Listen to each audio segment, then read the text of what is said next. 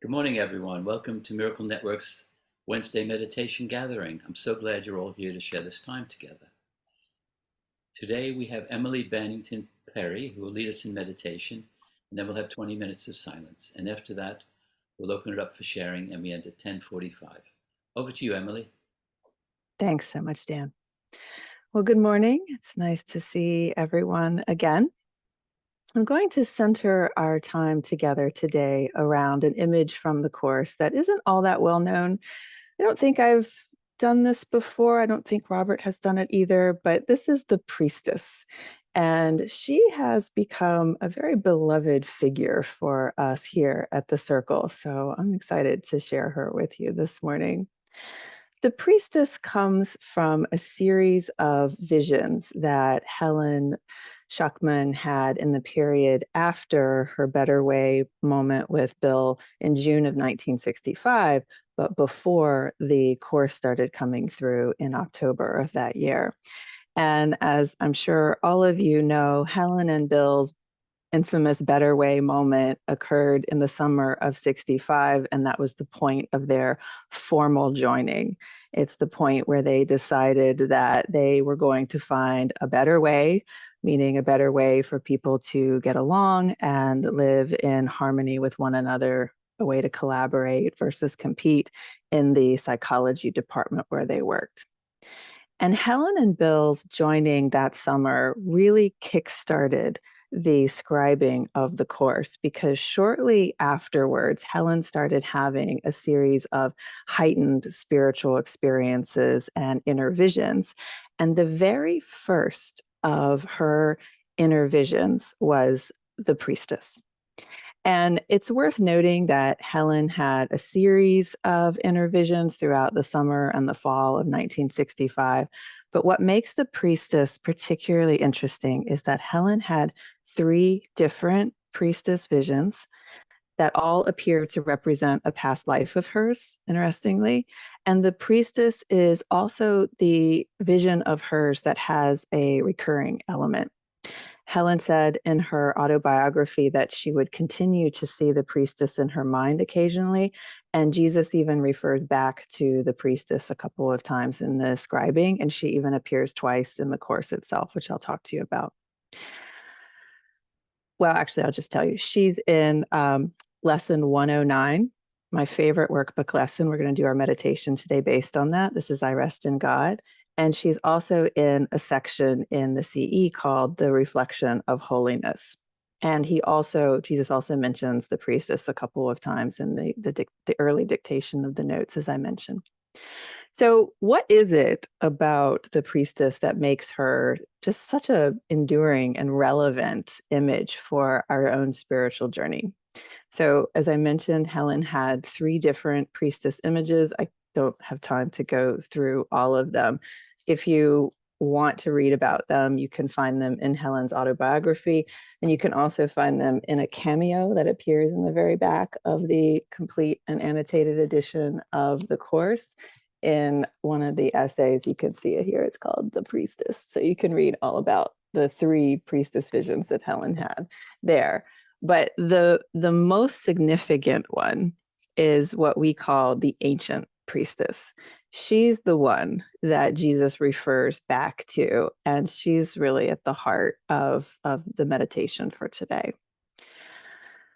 So again, Helen does this whole writing about the priestess, and I don't have time to read it all. It's about a page in length, but I'll just tell you very quickly that the ancient priestess was a small, slender woman who was dressed in white, so holy that she was almost transparent, and she was hidden from the world in a small white marble temple that she never left.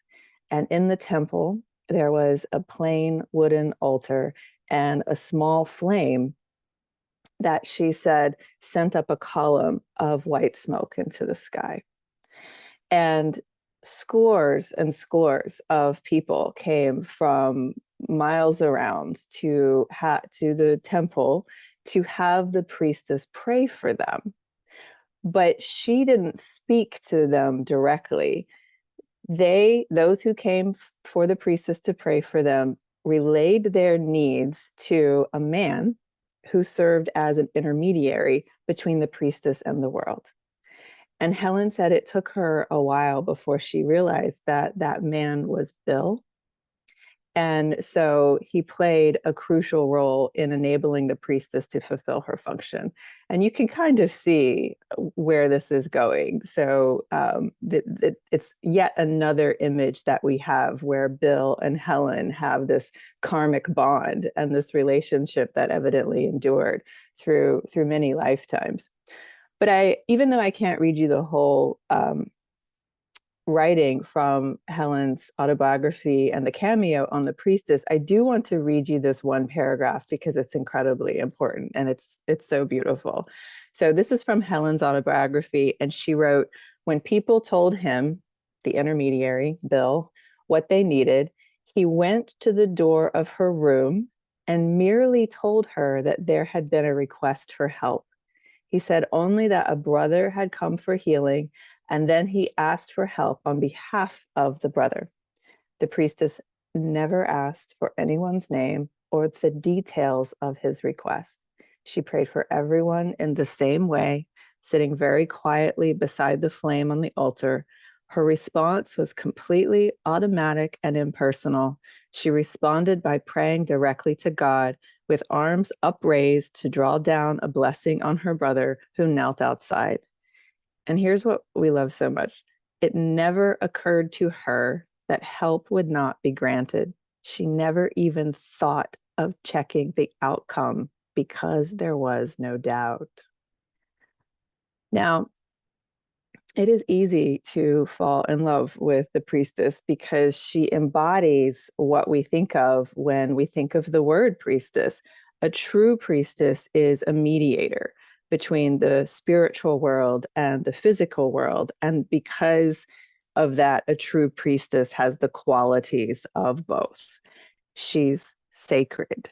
She is what we're all meant to be. We're all meant to embody that middle point between the spiritual world and the physical world. We're all meant to share in the ability to receive a blessing from God and extend it to other people. But more than that, I think the priestess is important because she represents the type of goodness and the type of devotion that we all are looking for in our lives and on our spiritual path. And the priestess can be an example of that for us. Helen said that the priestess never really left God's side, and she remained peacefully certain that his presence was in the room there with her. Now, the Course is always talking about this quiet center within. It calls it the stately calm within, the quietness unshaken by the world's appearances. And because of this quiet center, we're able to fully embody all that we know to be true. So the Course says, nothing real can be threatened, nothing unreal exists. Herein lies the peace of God.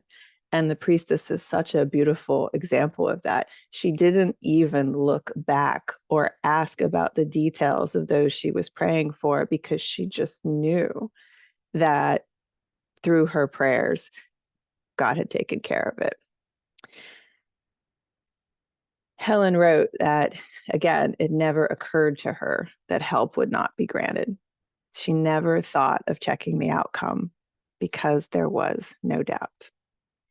So imagine going through your day with that sense of safety. Imagine going through your day with no doubt as to your true identity. Imagine going through your day knowing that you have the ability to hold the pole on both sides, to obviously be here in this physical world, but have a connection to the spiritual space as well and embody both of those in your presence. And when you can do that, there's a safety in it. You don't have to try and control anyone or any outcome. You don't have to resent anyone or anything. You don't have to be on guard, as we are all the time, that someone might offend or hurt us. And so we can have the priestess's strength and assurance. She just knows, and we can have that too.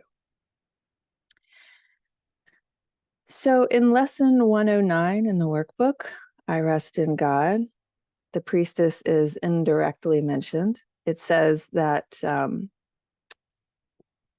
when we have a quietness that's unshaken by the world's appearances, it says that we can have peace and stillness amidst the turmoil of the world. We can have safety and happiness while we look on sorrow and danger. It's very easy to see these days. And of course, we can be in that place where it never occurs to us that help will not be granted. We can be in that place where we don't even think of checking the outcome because there is no doubt. And so as we go into our meditation, I encourage you to close your eyes, take a deep breath with me. I'll have a bit of guidance on the front end and then leave you in silence on the back end to think about these ideas. We'll begin by thinking about a quietness unshaken by the world's appearances.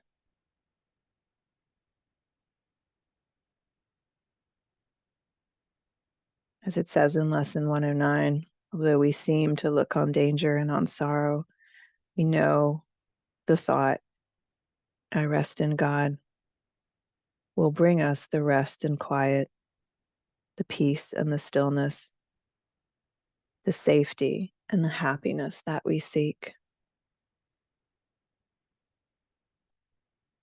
And so repeat that line in your mind after me. I rest in God.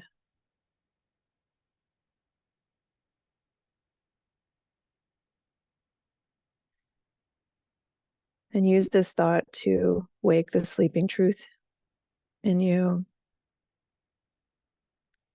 Use this thought to see beyond appearances of the world to the truth in you and in everyone else and in everything there is.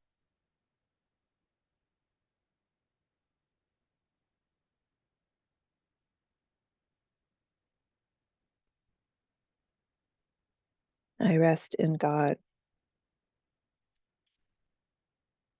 And of course, we know that God is unconditional love stretched to infinity. So when we say, I rest in God, we mean I rest in love, truth,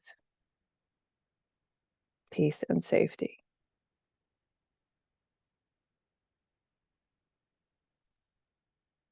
As the lesson said, here is the end of suffering for all the world, the thought in which you were born again to recognize yourself.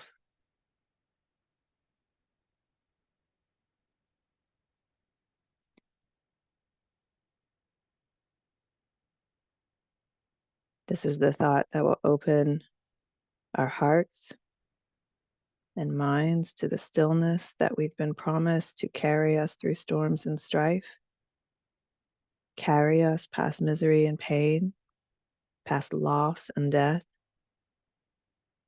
and onward to the certainty of love.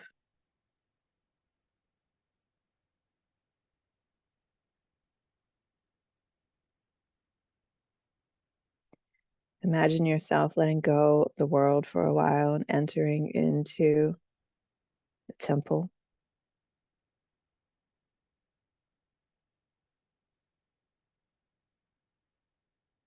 Temple where God's presence is felt, placing the outcome in His hands, slipping away from dreams into stillness.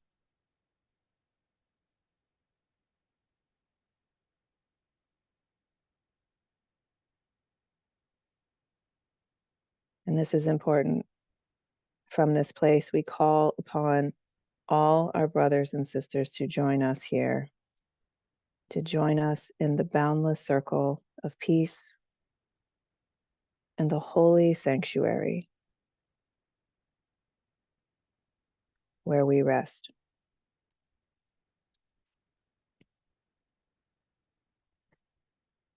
You may want to picture everyone here on this call joined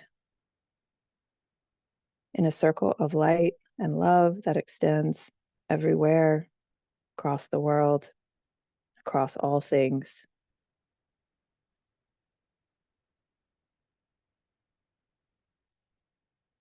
As we say to each other, yours is the rest of truth. And repeat that after me and really mean it as you send this blessing to all who are gathered. Yours is the rest of truth.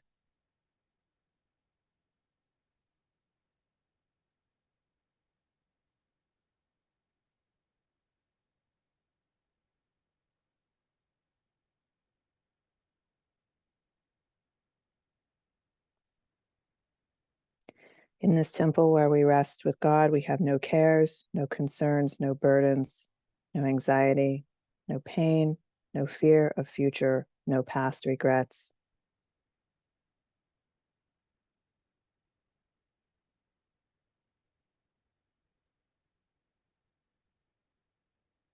It's a sacred rest. Sacred rest in God. There is no suffering it cannot heal, and there is no problem it cannot solve.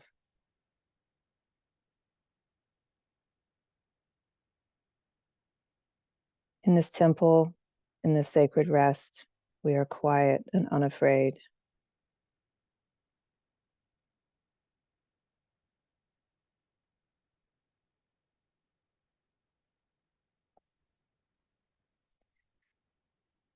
And try and sink further into the stillness. And let your rest reassure your mind that all of its frantic fantasies were but the dreams of fever that have passed away. Let your mind be still and thankfully accept its healing. No more fearful dreams can come to you when you truly rest in God.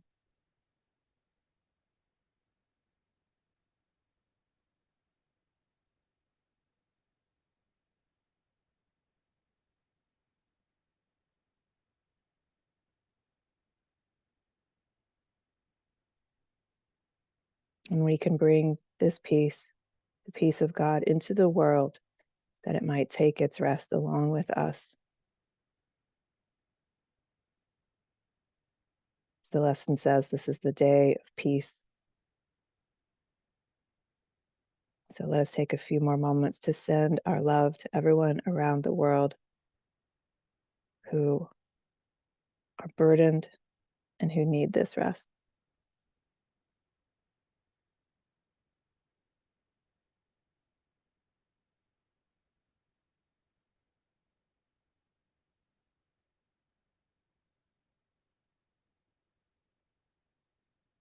We don't use this rest to escape the world. We use this rest to transform it.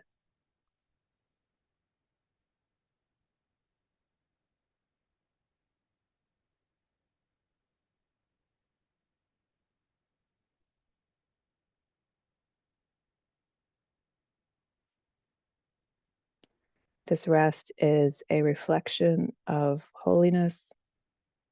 It's a reflection of heaven that finds its way to earth through those who are capable of having their feet on the ground and their fingertips in heaven, capable of being in both places at once, and thus being devoted priestesses and priests to the world. Give you the rest of the time in silence. You can think about these ideas.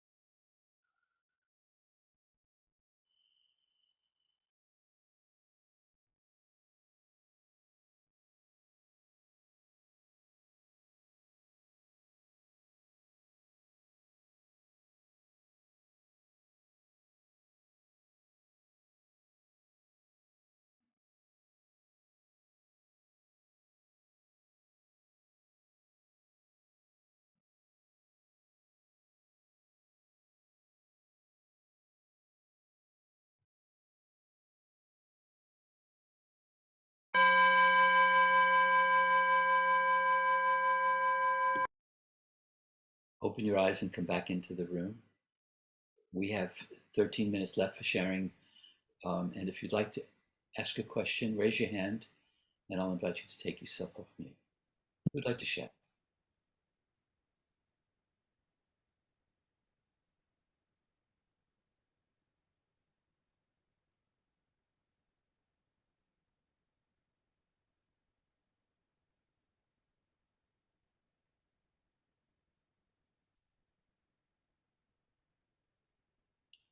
Jim, take yourself off mute. Yes, thank you, Emily. That was a lovely meditation. And the idea of starting the day simply in trust that everything will be cared for and dealt with without me having to interfere too much, I think is something I'll take on board. It actually coincides with something I was reading in the text this morning. I can't remember the exact words, but it was very much along these lines of just trusting that everyone that I meet is the Son of God, to see them beyond the body, to see their holiness. And if I can do that, then that trust you spoke of, that faith, would be present.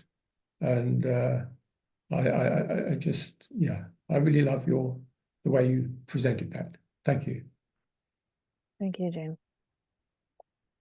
That idea of seeing beyond the body, beyond our serial misadventures, beyond our personalities, to the truth of who we are as God created us is so central to everything in the Course. It's how we forgive, it's how we pray, it's how we heal, it's how we do therapy in the therapy supplement, psychotherapy supplement. The root of therapy is the same idea. You heal your mind. The therapist heals the mind of the patient by seeing beyond the body to the truth of who they are. So central to everything.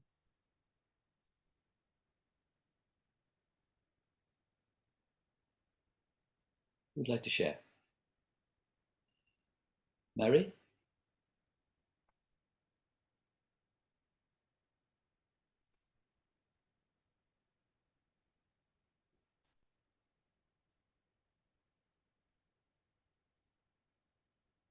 Anybody else?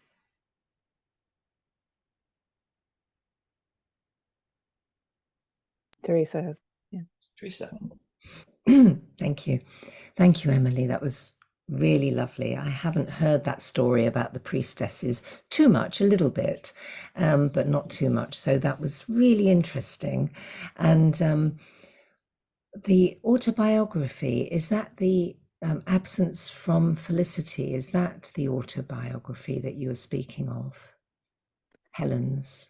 No, Absence from Felicity is Ken Wapnick's book about the scribing of the Course. And Helen's autobiography is her own words about her life. And in fact, Helen's autobiography used to be on sale through the Foundation for Inner Peace, but if I'm not mistaken, I think they just offer it now for anyone who wants to read it. So yeah, that's Helen's story of her own life. It's my understanding that before Helen died, Ken was charged with editing her autobiography and releasing it in book form. He ended up editing her poems, but he didn't end up editing her biography and releasing it. Instead, he wrote Absence from Felicity and incorporated elements of her autobiography, but also incorporated bits and pieces of his own story and Bill's story and Judy's story and others. Lovely. Thank you. It was a beautiful meditation. Thank you. Thank you.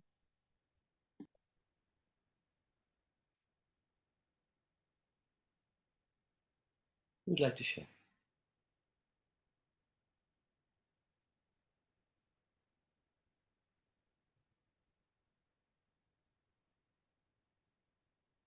I really like the I rest in God. And I'm going to read that again. And I think I'll make that my mantra to take with me during the day. So beautiful.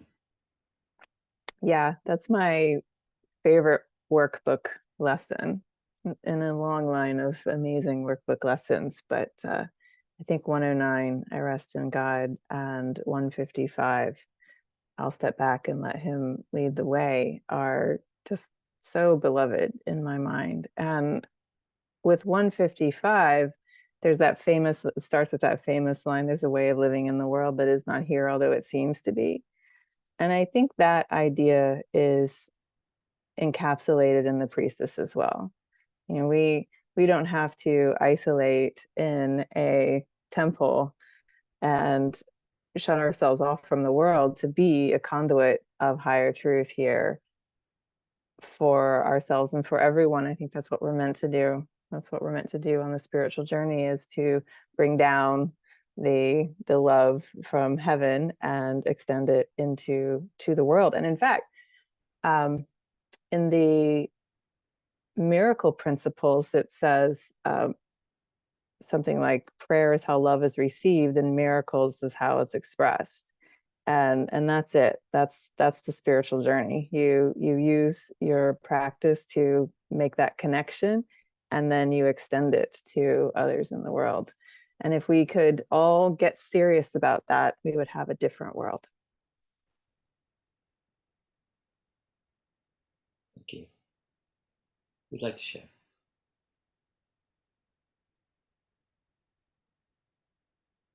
Norman, take yourself off mute. Yes, thank you very much. Excuse me. Yes, during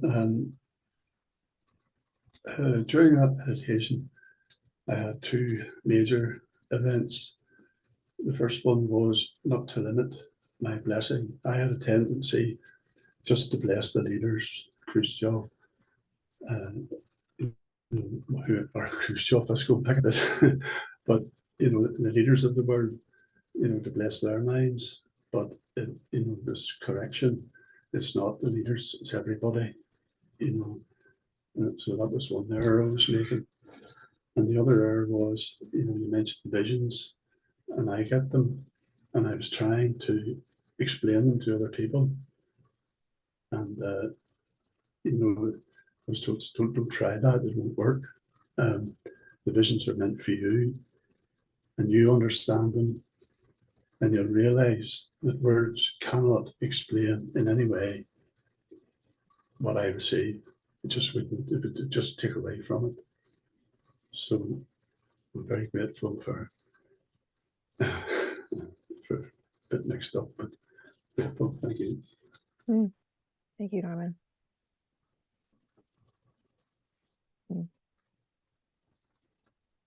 Sounds like you've had an incredible experience with your vision. Still Good. Yeah. I think while I agree that there's really no way to capture one's own heightened inner experience or vision, just the act of saying this has happened to me is important. Number one, because it democratizes the process. It means that everybody can have it.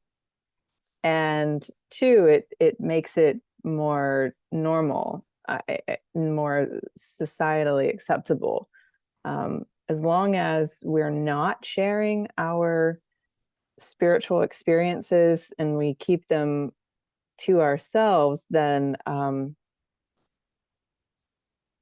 we lose the ability to get it out in the world and again to normalize the process. So while I agree with you that it's hard to put into words these things that happen to us, I also am a fan of sharing too, because it's inspiring.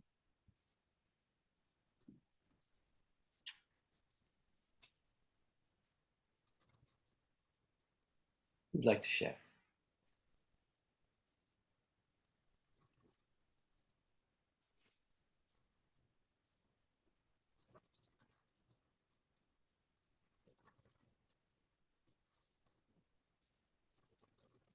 Okay, Dennis, take yourself off mute.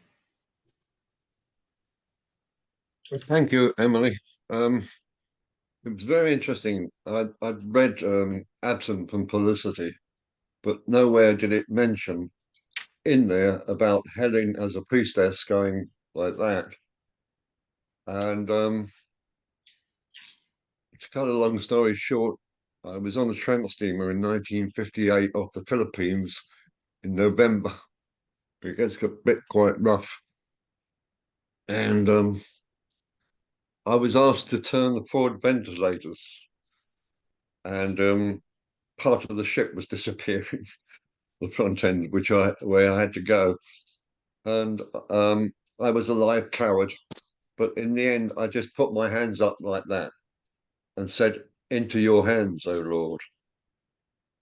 And I saw it as a natural reaction because and doing that, when I turned the ventilators, the seas didn't come on board so much, and there was a peacefulness and a silence, and I had an awful lot of strength to turn these ventilators.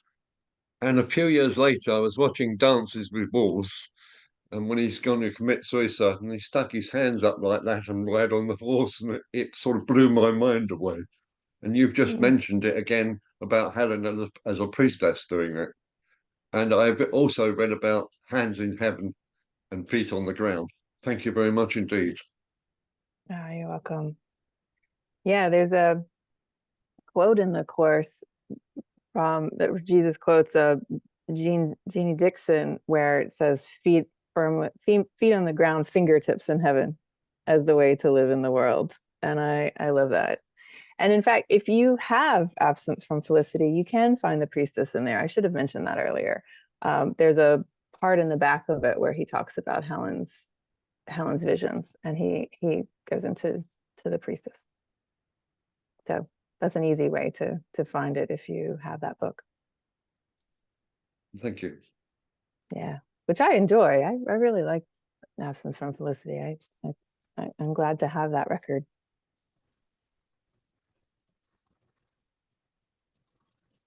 Okay, we've come to the end of our time together. Take yourself off mute, show your appreciation to Emily. Emily, thank you. That was wonderful. Thank you. Thank you, Nice to see Emily. you all Thank you again. so much, Thank you very Emily. much. Thank you so much. Thank Thank you. you all. Getting up Thank so you. early. Yeah, I know. See you next week. All right, I'll see you all next time. Bye for Bye. now. Touch.